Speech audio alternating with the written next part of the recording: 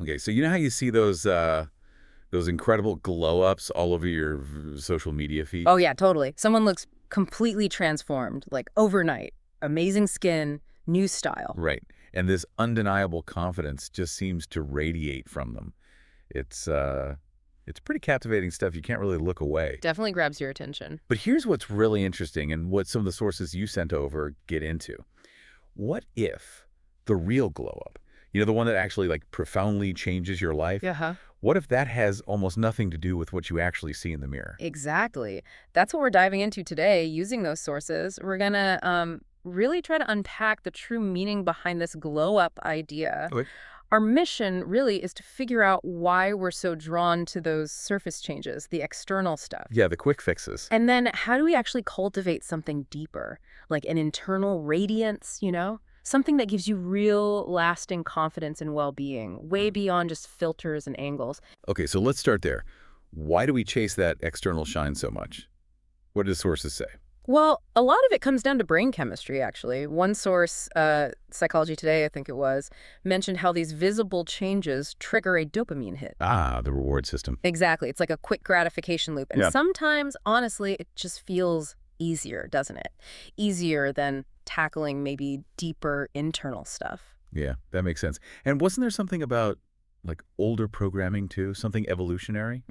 Yeah. Well, one of the forums we looked at brought that up, this sort of ancient link between looking physically good and signaling, health, good genes, that kind of thing. Right, okay. Survival stuff. But the tricky part is how that old programming plays out today. It can get kind of counterproductive. How so? Well, think about social media again. It's all perfect lighting, Mm. filters. It sells this like hyper dramatic instant transformation. Yeah, the highlight reel. Right. And the research we saw on digital psychology, it suggests this whole like economy basically hijacks those old validation circuits in our brain. The need to belong to the tribe. Sort of. Okay. So it fuels comparison.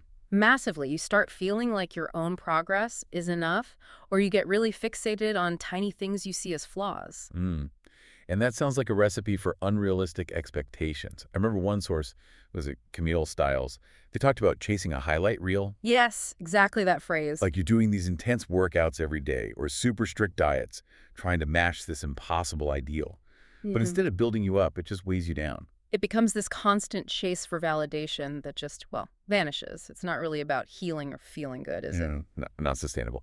So, Yeah. okay, you've laid out the pitfalls of just focusing outside pretty clearly, Mm-hmm.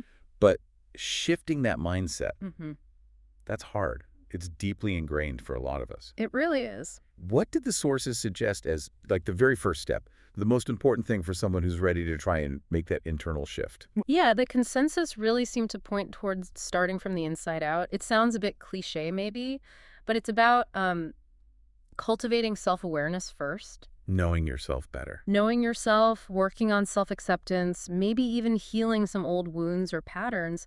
That kind of confidence, the sources argue, radiates more naturally because it's genuinely rooted in who you are. Not just how you happen to look that day. Precisely. And a huge piece of this, something that came up repeatedly, was self-compassion. Okay, tell me more about that because sometimes people think self-compassion is like letting yourself off the hook too easily. Right, and that's a common misconception. Yeah. We looked at Dr. Kristen Neff's work. She's a key researcher here. She emphasizes it's not self-pity. Okay. It's more about acknowledging when you're struggling, with kindness, treating yourself like you'd treat a good friend who's having a hard time. So if you say skip a workout you planned Mm. instead of beating yourself up.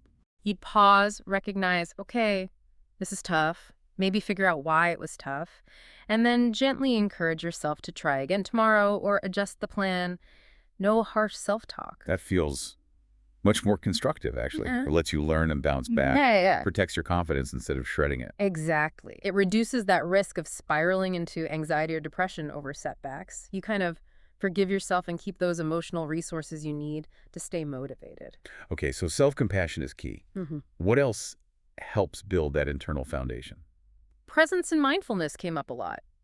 Paying attention on purpose, right here, right now, without judgment. Mindfulness. We hear that word a lot. But it's not just sitting and thinking nice thoughts, is it? No, not at all. It's a practice. And interestingly, the neuroscience articles we looked at showed it can actually change your brain. Really? How? Consistent practice seems to alter pathways in the prefrontal cortex, that's your emotional regulation hub, and it can calm down the amygdala, the brain's alarm system. Wow. So it literally helps you respond more calmly to stress. That's the idea. It's like an internal physiological glow up, as you put it earlier. Huh. I like that. And it probably helps you step back from that constant need to do things, right? To Yeah, just be. precisely. You learn to observe your thoughts without getting totally swept away by them. This helps